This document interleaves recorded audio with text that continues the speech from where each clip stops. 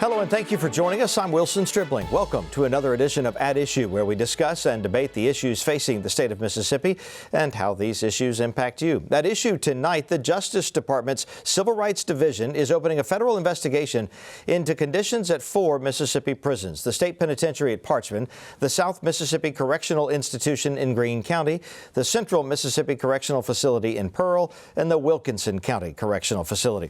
Prison advocates have been rallying outside the state Capitol since day one of the 2020 legislative session in response to a deadly string of violence in state prisons. At least 15 inmates have died since late December, many as a result of inmate-on-inmate violence.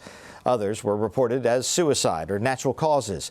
Advocates are calling for Governor Tate Reeves to close Parchman. In his State of the State address last week, he announced certain units would be closing, but not all, at least not for now. In a statement, the DOJ said its investigation will focus on whether the Mississippi Department of Corrections adequately protects prisoners from physical harm at the hands of other prisoners. Its investigation will also focus on whether there is adequate suicide prevention, including adequate mental health care and appropriate use of isolation. At a press conference this week, Governor Tate Reeves commented on the investigation. He also talked about his priorities for criminal justice reform in Mississippi. We welcome their involvement. We believe that the more people involved in helping us reform our system, the better. We'll work closely with them and provide the information that they need and they want. I feel certain that the Department of Justice wants the same thing I want, and that is to ensure that we have the dignity of every person looked at, and that we are taking the necessary steps to ensure that that is the case. The next step in criminal justice reform, and this may or may not take legislation, but it certainly wouldn't hurt, but where we need to spend our focus is on reentry.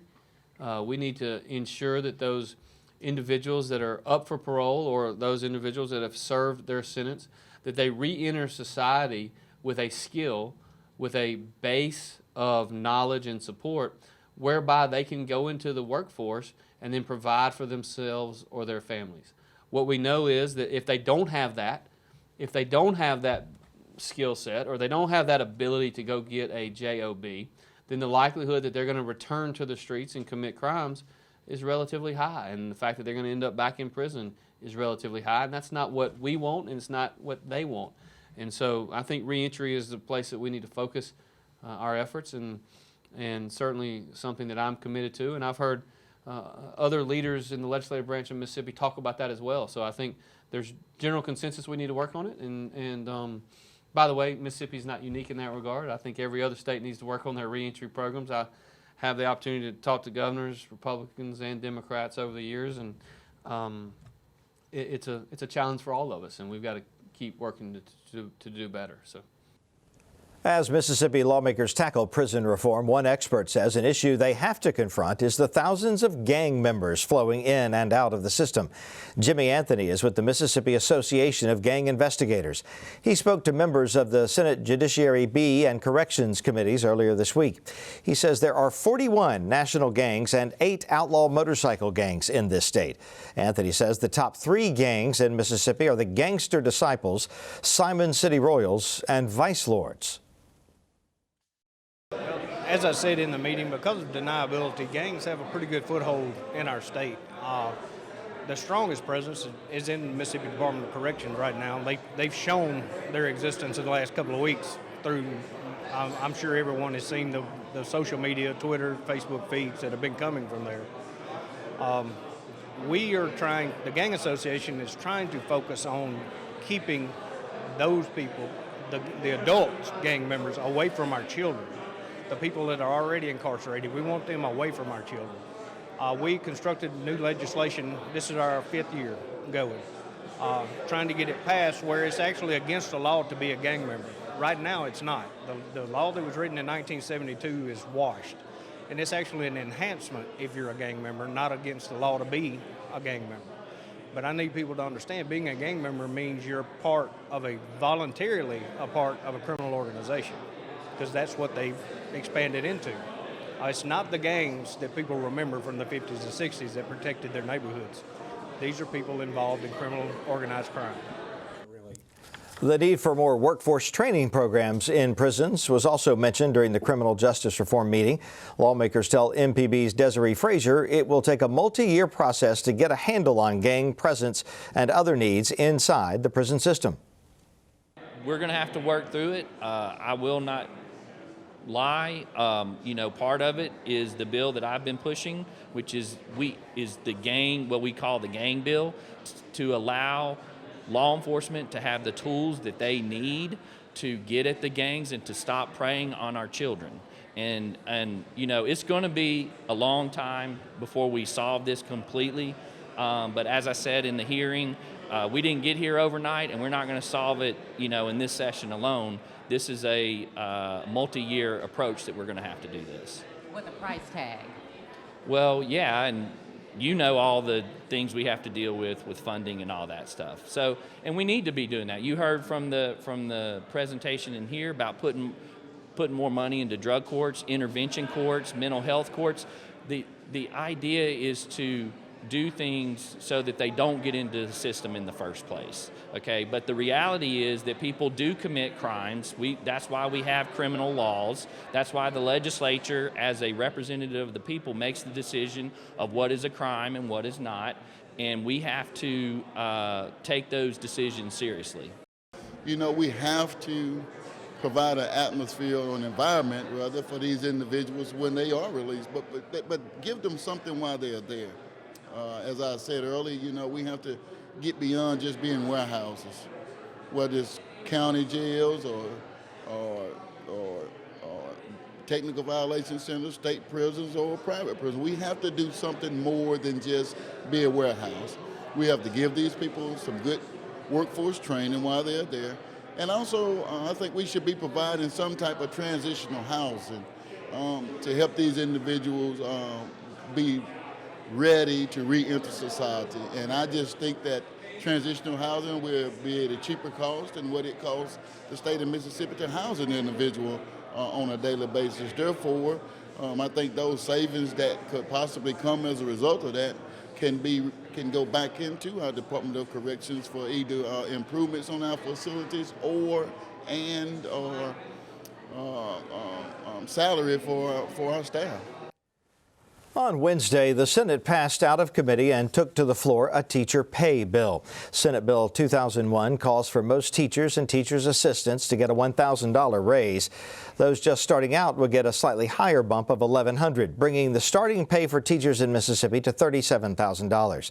Lieutenant Governor Delbert Hosemann says this is the first bill in the chamber. It won unanimous approval, and it passed with bipartisan support.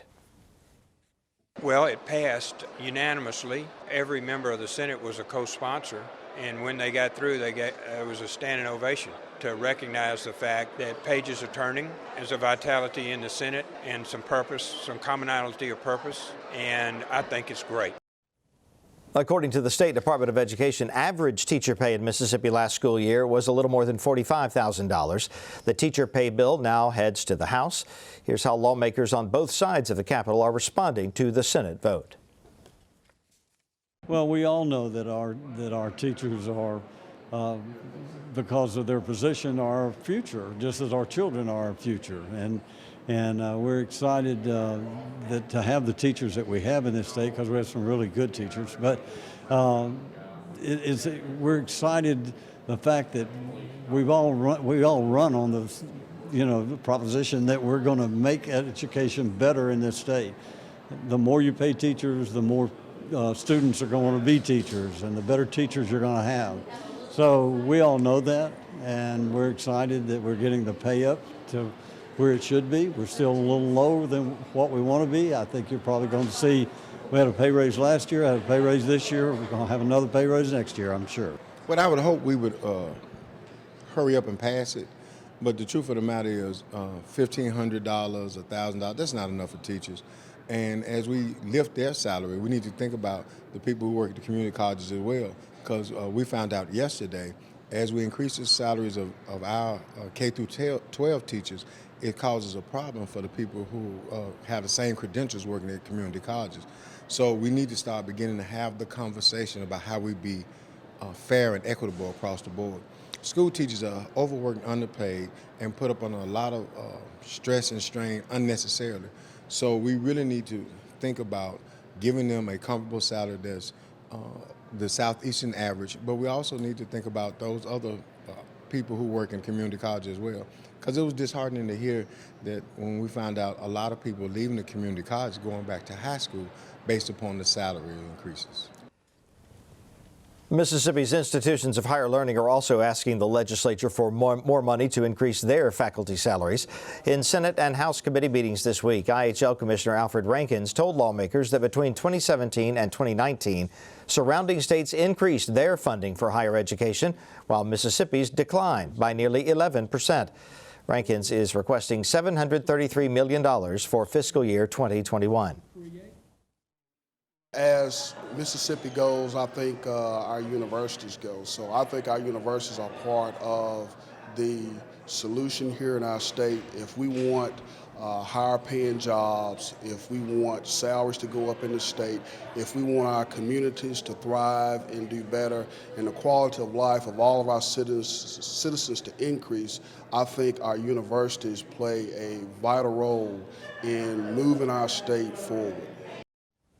The presidents of the state's 8 universities discussed the challenges of attracting and retaining faculty. It can be especially difficult for schools in the Delta to recruit teachers to live in such a rural area. Gerald Briggs is president of Mississippi Valley State. When that faculty member can go to another institution at a neighboring state and from the beginning receive a higher rate of pay, that is part of their decision making.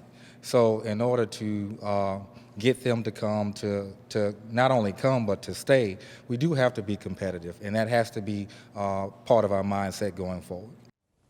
Lawmakers say they will be reviewing state revenues to determine what increases they can provide and to what agencies.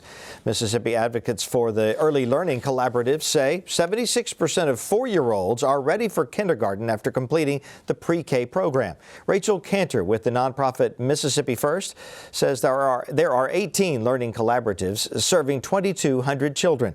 She says the program got $6.7 million in 2019. Cantor tells MPB's Desiree Fraser she wants $18 million for fiscal year 2021 in order to more than double the size of the program. Certainly kids at the end of the age of their 4-year-old year before they go into kindergarten, they need to know things like the letters of the alphabet, be able to start matching letters and sounds, know their numbers, know that the symbol 1 matches to 1 ball, matches to the word 1, those kinds of things in reading and math that prepare them for our kindergarten standards or our kindergarten learning standards. They also are learning things like being able to be in a school environment, being able to sit and listen when it's time to sit and listen, knowing when it's time to go play and have fun, knowing when they need to concentrate on what they're doing, and having the ability to concentrate for longer and longer periods of time as is appropriate to their age. All of those different kinds of things that help you function in a classroom and be successful, in addition to reading and math and art and science, expanding their worldview so that when they start reading, they will be able to connect the words to things in the world that they know about. There's 18 right now. Is that anywhere near what the state needs? So 18 represents about 8% of 4-year-olds statewide. That's a pretty small program. So we have one of the highest quality programs in the country, but one of the smallest programs in terms of size. We would love to see that grow because we know it works and we know that that quality is there. So we want to see the legislature continually expand and expand and expand the program so that we can start reaching a higher percentage of kids. Cantor says there are no collaboratives on the Gulf Coast or in a large portion of central Mississippi. She says they rely on tax credits to fill funding gaps, whereby people donate to a collaborative and then take a deduction on their state income tax. House and Senate education leaders say increasing the budget for early learning collaboratives may be possible this session. Pre-K learning is one of the most important investments that I think we can make, particularly in our rural areas and our high poverty areas. As we talked about this morning, the science will show us that the 0 to 5 years are the most important years for brain formation, and getting to students early, when they're 3 and when they're 4, is key to identifying problems early and really influencing the way that their brain develops in a positive way. And all the research that shows the growth over time, that pre-K is one of the most effective ways to ensure better student outcomes. And I think the greater investment we can make in that regard with our young people, the better we'll be. Early in the session, revenue numbers don't be coming until the end of April. There are a lot of priorities this year between MDOC, roads and bridges, mental health, Medicaid, but I'm going to be pushing for it. Results, I'm a results-oriented guy, and we know the results for ELCs are there. The kids are doing better. Plus, we got to beat Alabama too. We don't want to be behind them. So definitely, I'm going to be pushing for that as much as I can. So now let's get straight to the point with views from both sides of the aisle. Brandon Jones is an attorney and former Democratic member of the House. Austin Barber is a national Republican strategist and founder of the Clearwater Group. Good to have you two with us, as always. Let's start with criminal justice reform and the prison system. Brandon, let me start with you. Is this the unrest in Mississippi prisons of the last couple of months, in particular at Parchman, has this created sort of a watershed moment that, in addition to this Department of Justice investigation, where people who have been advocating for change in the system for so long are finally going to get some legislation passed? Yeah, Wilson, I think unquestionably it has. This has been a gathering storm. We've been overbooked at our prisons for quite some time, overcrowded, understaffed. Conditions have been bad, and they just reached a boiling point at the end of last year and spilling over into this year. And so we have a variety of issues that we have to address. The Department of Justice paying attention to this issue, looking at safety, is important. That's going to give them some oversight, a little bit of opportunity to give guidance. I appreciate the governor, who seems to appreciate MDOC's poor performance in this area in the past and seems willing to take steps to see some change and to invite the feds in to make sure that we're handling things in an appropriate way. But as even the governor mentioned, we have quite a few other things we have to look at. How we're preparing people to transition out of the system is important.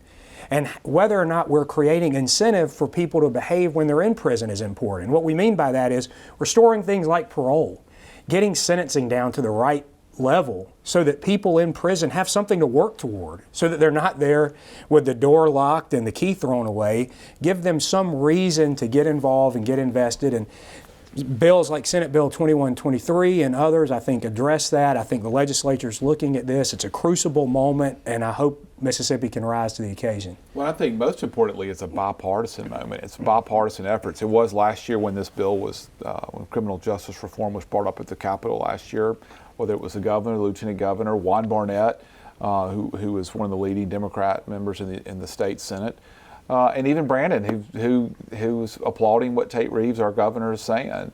So this is definitively a bipartisan issue.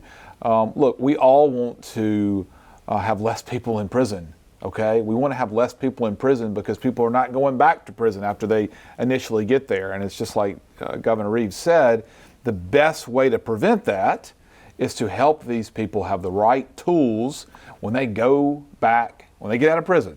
How do they have the right tools? The career tools, the ability to function in society so that we cut down these rates of coming back to prison. And that's important, and I'm glad Tate Reeves and Democrats in the legislature and Republicans in the legislature are addressing it. It's really important. Austin, it occurs to me, even something as simple as having an option of getting a driver's license, having an option of being able to work towards some type of degree, those types Little of things, but they matter. Those small things all add up to making someone more capable of transitioning in a more seamless way.